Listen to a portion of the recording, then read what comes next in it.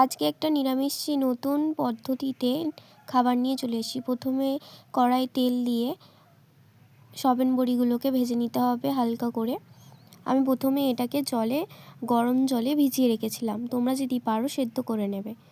এটা আর একটু তেল দিয়ে আমি আলুটাকে ভেজে নিলাম।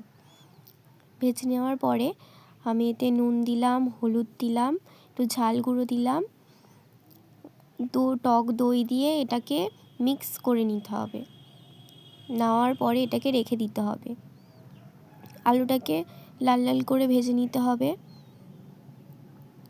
তারপরে আবার তেল দিয়ে কাঁচা লঙ্কা,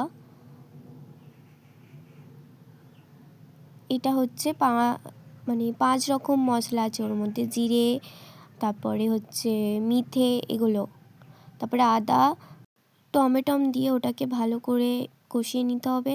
তারপরে সবেন বড়িটা দিয়ে দিতে হবে, দিয়ে এখন নাড়তে হবে 5 মিনিটের মতো। তারপরে নাড়ার পরে আলুগুলো দিয়ে দিতে হবে।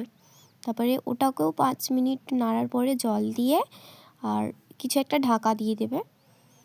তারপরে ঢাকাটা খুলে একটুখানি পরিমাণ মতো একটু চিনি দিয়ে দেবে যেন ওটা রঙটা আসে। তারপরে জিরে গুঁড়ো দিবে, তারপরে আরও যা মশলা তোমরা দিতে পারো দেবে।